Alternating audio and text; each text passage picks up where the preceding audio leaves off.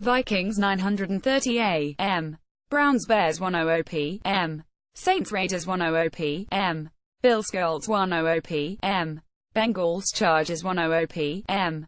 Patriots. About 40 members of the Houston Texans knelt during the national anthem in protest of their team owners' inmates running the prison remarks. On the field, the Texans are tied with the Seattle Seahawks, 2,121. Earlier, the Patriots took advantage of a mistake by the Chargers on their way to a 2,113 victory. Stay here for NFL Week 8 scores, highlights and analysis. Members of the Houston Texans knelt during the national anthem before the game against the Seattle Seahawks. Elaine Thompson, Associated Press. In what is sure to reinvigorate the debate about NFL players protesting or demonstrating during the playing of the national anthem, an overwhelming majority of the Houston Texans players knelt during the playing of the song. Coming into the game, the Texans had been widely expected to engage in a mass demonstration after their owner, Bob McNair, was quoted as saying, "We can't have the inmates running the prison." McNair apologized to the players for the comment, and subsequently claimed he had actually been discussing the relationship between team owners and the league office led by Commissioner Roger Goodell, but players were unconvinced of his sincerity, and several discussed potential plans for how to handle the anthem on Sunday. DeAndre Hopkins and Donta Foreman reportedly walked out of the team's practice on Friday after hearing of the remarks.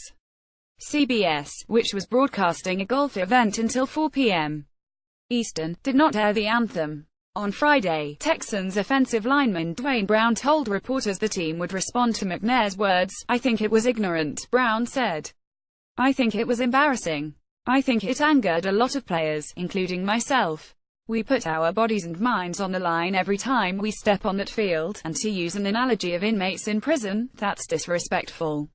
That's how I feel about it." On the opposite sideline Sunday, several members of the Seattle Seahawks sat on the bench during the anthem, including Michael Bennett, Sheldon Richardson, and Cliff Avril. Linebacker Michael Wilhoit again took a knee. On the field, Texans strike quickly.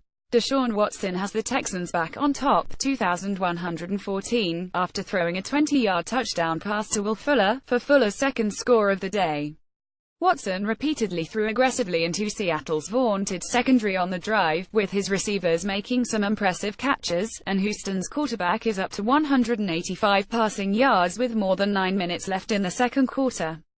The Texans struck on their first drive, with Deshaun Watson finding Will Fuller for a 59-yard score. Fuller, who had just 8 receptions coming into the game, outrun the entire Seattle defense, with Watson's pass going more than 50 yards in the air. It was the first time an opponent has scored against the Seahawks in the opening quarter this season. This just in: Deshaun Watson is not afraid of the Seahawks.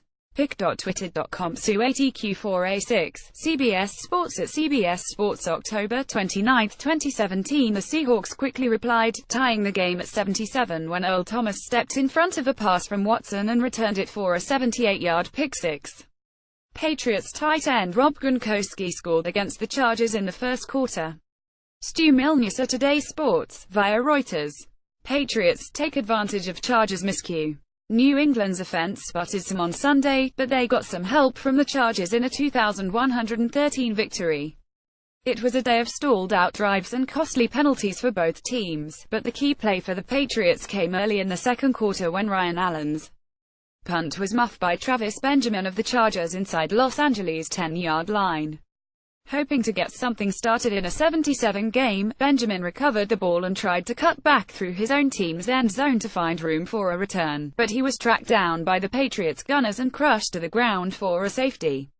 What in the world was Travis Benjamin thinking? Pic.twitter.com/7 George, The Coach and Call Show at Coach and Call. October 29, 2017. The Patriots got a field goal after the free kick, and the 5-point surge gave New England a lead they would never surrender. Tom Brady moved the ball with ease for most of the game, completing 32 of 47 passes for 333 yards, but other than a first-quarter touchdown pass to Rob Gronkowski, New England's offense had to settle for 4 field goals and 4 punts. In a game where the Patriots' offense could not finish drives, the much-maligned passing defense did a solid job of containing Philip Rivers and the Chargers. New England opened the season allowing 300 or more passing yards to each quarterback they faced in the first 6 weeks, but now have had their secondary play a big part in consecutive wins. Rivers completed 17 of 30 passes for 212 yards and 1 touchdown. The Chargers' best play of the game came on an 87-yard touchdown run by Melvin Gordon early in the first quarter, which tied the Chargers' franchise record for longest run. New England improved to 62 and will now have a bye week before traveling to Denver to face the Broncos on November 12. The Chargers, who came into the game on a 3-game winning streak, fell to 35 and will also have a bye week before facing off against the Jacksonville Jaguars. Eagles are 71 after crushing 49ers. The Philadelphia Eagles got off to a slow start, punting on 6 of the team's first 8 possessions, but they found their offense and crushed the San Francisco 49ers 3,310. The game was hardly competitive, as the Eagles, playing at home, improved to an N.f.l. best 71 without a hint of a comeback from a 49ers team that fell to 0-8 for the first time in franchise history. In familiar fashion, Carson Wentz was efficient and occasionally electric, completing 2 touchdown passes, one of which went for 53 yards to Alshon Jeffrey. It was Wentz's 5th touchdown pass of 50 or more yards this season, and he finished the day with a modest 211 yards thanks to the lopsided score. C.J. Beathard was not able to keep up, completing just 17 of 36 passes for 167 yards. He had 1 touchdown and 2 interceptions, one of which was returned for a touchdown, as he dealt with 4 sacks and 12 quarterback hits.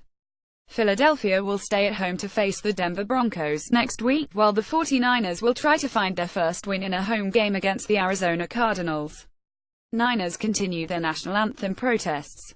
7 members of the San Francisco 49ers knelt during the national anthem before the game against the Philadelphia Eagles.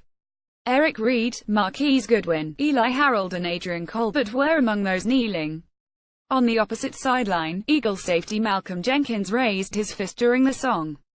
Around the N.f.l. Browns receiver Sammy Coates fought off a tackle by the Vikings' Xavier Rhodes during the early game in London. Tim Ireland, Associated Press. The Cleveland Browns took the lead 3 different times in the London matchup against the Minnesota Vikings Sunday morning, but after a field goal in the third quarter briefly put them up 16-15, they were scoreless the rest of the way, eventually losing 3,316.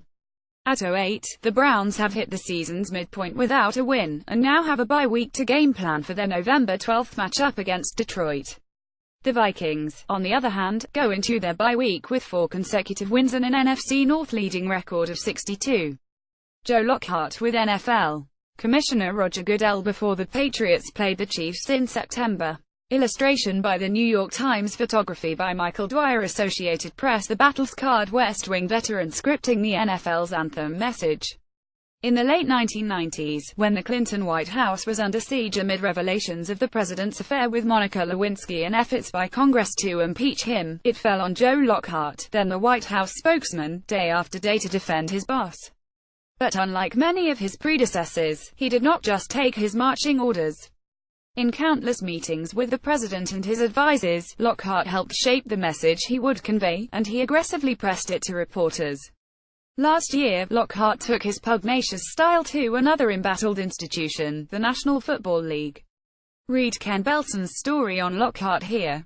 Here are the key injuries in Week 8. Myles Garrett of the Browns missed the first 4 games of the season with an ankle injury, looked phenomenal in 3 starts, tallying 4 sacks, and was back on the sideline for his team's game in London against Minnesota because of a concussion. The number 1 pick in the 2017 draft, Garrett is clearly capable of being a star if he can stay on the field. Other inactives include Sam Bradford of the Minnesota Vikings knee, Vance McDonald of the Pittsburgh Steelers knee, Donta Hightower of the New England Patriots torn pectoral muscle, and Dan Bailey of the Dallas Cowboys groin. The Cowboys had Jeff Heath, a safety, fill in after Bailey's injury last week, but they signed Mike Nugent, a 12-year veteran, to bridge the gap until Bailey can return.